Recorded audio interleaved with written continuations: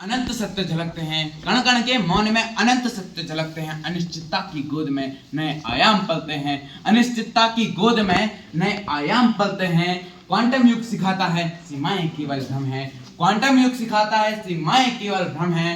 जहां संभावना में छिपे अनगिनत कण हैं, जहां संभावना में छिपे अनगिनत कण हैं। आदरणीय गुरुजनों एवं निर्णायक महोदयों को मेरा प्रणाम। मैं कार्तिक तिवारी कक्षा 9 का विद्यार्थी हूँ श्री रामचंद्र भट्ट सरस्वती विद्या मंदिर इंटर कॉलेज गोपेश्वर चमोली से।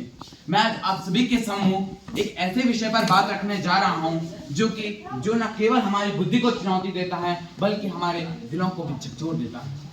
क्वांटम युग का समाज पर प्रभाव, क्वांटम युग का समाज पर प्रभाव जो विज्ञान की चरम सीमा को छू रहा है और हमारी सभ्यता को नए दिशा देने का वादा भी करता है। लेकिन यह एक बड़ा प्रश्न भी उठाता है कि क्या हम इस शक्ति को संभालने के लिए तैयार हैं? क्या हम इस शक्ति को संभालने के लिए तैयार हैं? यदि मानव सभ्यता की ओर देखें तो मानव सभ्यता ने पत्थर युग से लेकर सूचना युग तक एक लंबा, प्रेरणादायक और कठिन सफर तय किया है। हर युग में मानव ने कुछ ना कुछ नया सीखा है।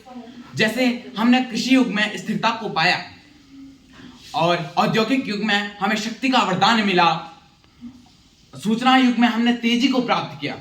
इसी प्रकार अब हम एक ऐसे मोड़ पर खड़े हैं जहां हमें क्वांटम युग नई संभावनाओं के द्वार पर ले जा रहा है। क्वांटम भौतिकी सिद्धांत हमें बताता है कि सूक्ष्म स्तर पर पदार्थ और ऊर्जा का व्यवहार हमारी सामान्य सोच से परे है।